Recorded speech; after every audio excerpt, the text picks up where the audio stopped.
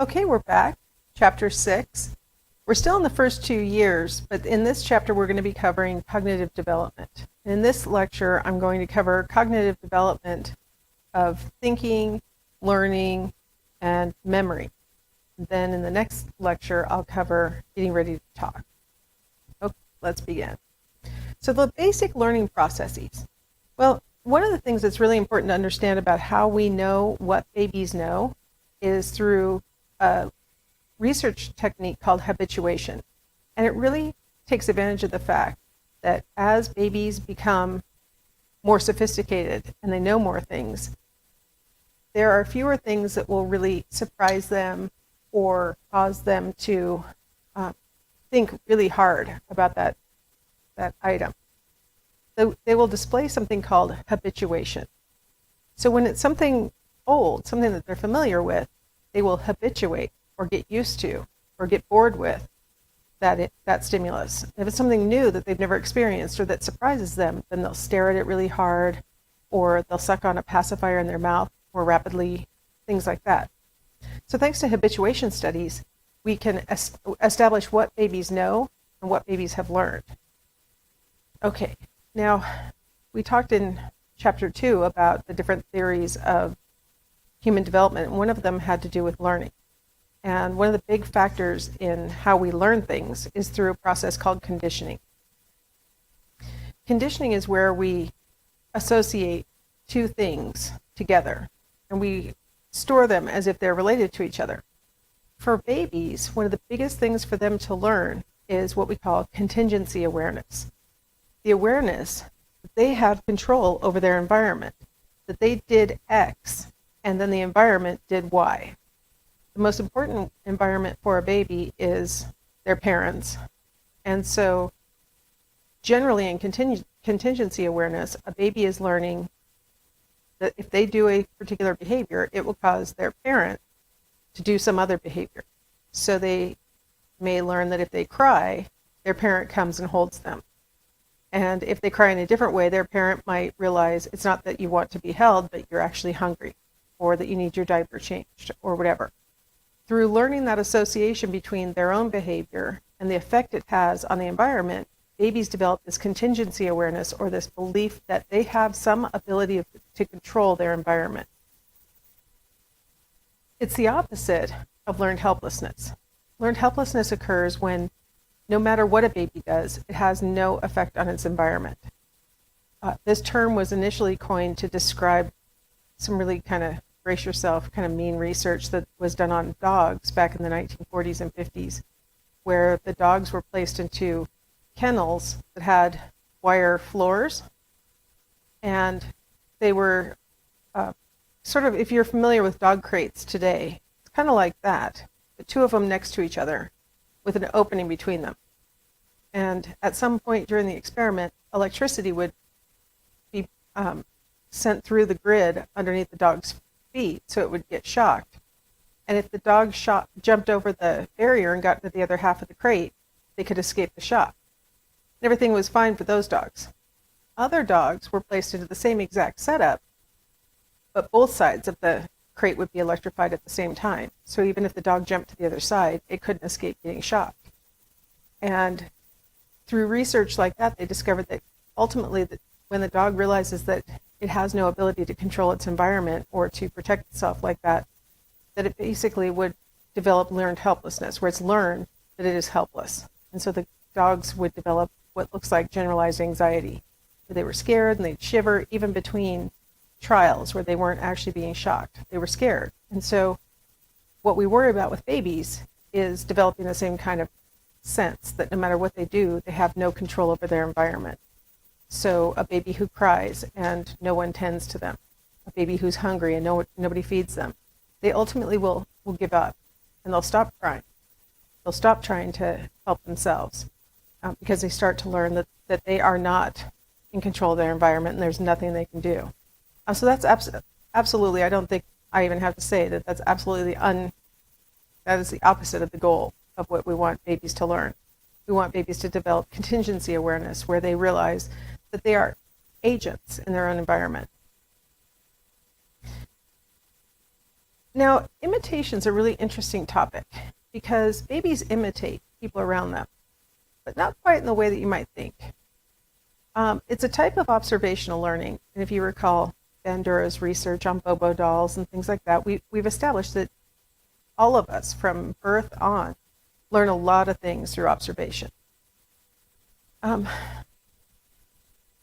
I have a little video, and it won't load the picture for us here, but in the Canvas classroom I have it linked so you guys can view the video of the kind of imitation that we tend to see during the first year of life, which is immediate imitation, where the parent does something and then immediately thereafter the baby does it.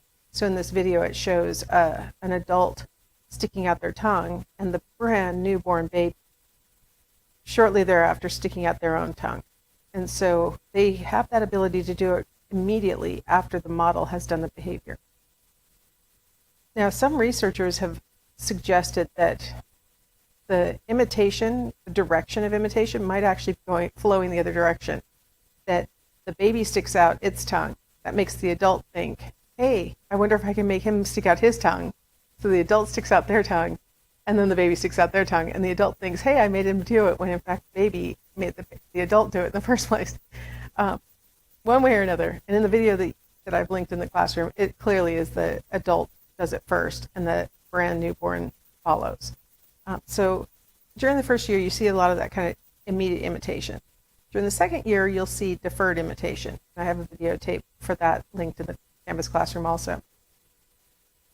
In the deferred imitation, we have the ability to see a model do something, and then sometime later, we'll display that same behavior. So you have a mom who's talking on the phone, and then sometime later, the baby has the ability to play with a toy phone and kind of imitates the kind of, chatting and those kinds of intonation that mom had displayed. That kind of deferred imitation is really kind of the milestone of the second year, where suddenly the babies can wait some amount of time and then display the same behavior. Social referencing is a type of imitation. It's really a emotional kind of imitation, where in an unsure situation, babies will look to their caregivers to see how they're reacting and then model their own reaction on what the caregiver is doing. I've posted a video on social referencing in the Canvas classroom also for you to see that. The idea is that when they're not sure, when the situation is ambiguous, babies will display this social referencing. All right, now we're going to get to the granddaddy of all the cognitive theories, which is Piaget's theory. And I told you back in chapter 2 that we would just slowly unveil, Piaget's theory as it's appropriate age by age. So during the infant period, the appropriate stage to discuss from Piaget's theory is the sensorimotor stage. Sensorimotor is referring to the sensory system, being able to look at things, mouth things like I talked about in the last video, those kinds of sensory inputs, and then the motor stage, the motor capability where you can move around in the world. You can, when you're a little baby and you're, can't really crawl or move like that, you can wave your arms. You can, try and scoot. And then as you start to be able to move, then you can actually start to interact with your environment in a different way, because you can go to the things that you're interested in, things like that. Okay, so we're sensory motor stage. Okay. So Piaget says that we have circular reactions that are present during this stage. So I've put our little asterisk here and defined it for you. A circular reaction is where you repeat the behavior almost like you're sort of kind of stuck in a loop, where you're like having to do it over and over again is kind of what's going on. And babies kind of do. They get stuck in a loop of doing the same thing. And then we have, so across our top here, we have the circular reaction that's going to be occurring, the stage name that'll be going on during that, characteristics of that stage, and then the typical age that you would expect to see these behaviors listed in months. All right, so the first circular reaction is called a primary circular reaction. So in this kind of circular reaction, we are trying to repeat pleasurable stimulation. So in the first stage of the sensorimotor stage, we call this the reflex stage, because we see between 0 and 1 month of age, like reflexive sucking, reflexive swallowing, reflexive crying, reflexive wincing, or arching of the back, things like that. Those are all things that the baby does that is unlearned, but that becomes a habit because of what it does for the body. So they do it over and over again. In stage 2, those reflexes start to move into acquired adaptations, where those behaviors that were initially done without any intent, without any learning, now have become strategies that the baby adopts. So between 1 and 4 months, you see babies who have mastered the strategy for sucking that will, work best on the breast or the bottle that they're trying to drink from, or crying strategies that work best when, they're hungry or they're in pain or whatever. They have different kinds of cries that make it really clear to their caregiver, and those are, at this stage, according to Piaget, those are cries that represent that the baby has acquired an adaptation that benefits them, and so they repeat those behaviors. Now, in the secondary circular reaction, the baby's going to get sort of stuck in a loop of trying to prolong interesting events. So this is going to be a cognitive stage, whereas the first stage was very much about sensory stimulation. Now we're going to be looking at it's interesting. So it's about cognitive stuff. So stage 3, this is making interesting sights last. So trying to make it happen again so they can watch it again. You may have seen videos of babies cracking up when something happens that's funny or startling. They'll crack up, and they pretty quickly learn that if they crack up, it makes the person who did the behavior do it again. And because people love to hear babies laugh. So the baby cracks up, and then the performer does it again, and then the baby cracks up, and then the performer does it again. Pretty soon, the baby is deliberately making that laugh sound in order to try and get the behavior to happen again, because they want to see it again. That kind of thing between 4 and 8 months is really common, and it really does line up really well with the first laughter that you hear out of babies is somewhere between 4 and 8 months. They will wave their arms to try and get interesting sights to last. They'll point. They'll do all sorts of things to try and make the interesting thing happen again. In stage 4, there is new adaptation and anticipation. What this is referring to is that they have developed some new strategies. So in stage 2, they had acquired some adaptations that pertain to reflexes. In stage 4, they've got adaptations of behaviors that had contributed to that interesting sight lasting. Last time I did this behavior, so maybe it'll work again. They also anticipate when those interesting sights are likely to occur. And so they maybe see that they're going to some familiar place where an interesting sight has happened before. Or they see that something is going on in the environment that last time had led up to the interesting sight. So they're anticipating that it's likely to happen again. So you can tell that there's a little bit more cognition going on here, where they're starting to become aware. And this is between 8 and 12 months of life. And so you're seeing sort of the development of a little bit of memory and things like that. In the tertiary stage, this is where tertiary circular reactions are referring to behaviors that will help them to understand the world. And so in stage 5, the tertiary behavior is typically going to focus on experimenting with how the world works, basically. So you see babies between 12 and 18 months deliberately dropping things to see what happens, or squeezing things to see what happens, or biting things to see what happens. They're trying, they're experimenting.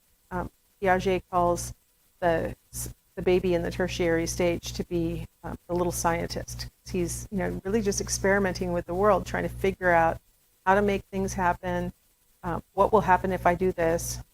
Now in stage 6, they go one step further, where they're still trying to understand the world, but they're combining things mentally now. They don't necessarily have to squeeze the thing in real life. They can kind of imagine, if I squeezed it, it would do this. And so maybe they can skip to the end point and not have to necessarily go through all the steps of the experimental phase. So they can combine things. And you'll notice this is 18 to 24 months. One of the biggest pieces of evidence that they're doing these mental combinations is they start to put words together. They start to be able to communicate their thoughts by putting two words together. During the 12 to 18 month period, which was stage 5, that experimentation, they have a lot of times one word available to them, or they can say, shoe or dog. But now in stage 6, they can start to say, shoe on, dog run, these kinds of things, so they can start to combine concepts and verbally, and it gives us some insight into what's going on with them mentally. So we've got these 6 stages that babies go through between birth and 24 months of age, their second birthday, that are getting more and more complex, more and more aware of how the world works, and they're really starting to try and understand. So I mentioned, as I was describing that, during the infancy period, we have a little bit of developing memory. So we see in babies, and again, I linked this video so you guys could go look at it, about recognizing objects. Babies start to recognize things that they've seen before, and you can tell that they're recognizing it because they're waving their arms and legs and going, little panting kind of happy giggle, and they'll oftentimes move their hands in a very like grabbing, letting go kind of motion as they're looking at the object. You can tell that they've seen it before, and they are interested in it because they've seen it before, and that's pretty clear that they're recognizing the objects. Also, the textbook talks about the mobile kicking experiment, where they took 3-month-olds and tied their leg with a ribbon to a mobile, and it took babies just a little bit of time to realize that kicking their leg was making the mobile move. The next time they were placed into a crib that looked just like the one from the experiment, they recognized the situation, they recognized the mobile, and they started kicking their legs in anticipation. They recognized the objects. Now, recalling the past is a little trickier when you're dealing with little humans who don't speak the language yet. And so it can be a little bit trickier to measure whether they recall things from the past. Recognition, you can show your awareness that you have seen it before through all the behaviors I just mentioned. But being able to actually retrieve information and then report that you've retrieved that information is a little trickier, and is going to be more common after babies have at least a single word that they can then, for example, a baby who knows that they have a cup full of milk, sippy cup full of milk, somewhere in this house. They know that it exists and they can recall it. They can say milk or cup or whatever their word is for that item that they're looking for, and that lets their caregiver know, okay, they're aware that they have a sippy cup, and they are aware it's not here right now, so they're asking about it. That's one way that we know that they can recall things, because they can refer to things with their single words. But it's kind of tricky during this stage to really test that kind of memory. So how do babies represent the world mentally? Well, one big achievement is when they start to recognize that objects are static things in the world. This pen is a pen. It will always be a pen. It continues to exist even if I'm not looking at it. That kind of, you guys can't even see what I'm talking about. And by saying pen, you know what I'm talking about, and you know that it's an object, and you know that that it's a solid object, it exists all the time. That's the object concept. So babies have to go through stages of recognizing that objects are all those things I just described. One is they have to figure out what things are. So what is a pen? What is a dog? What is a mobile? What is a bottle?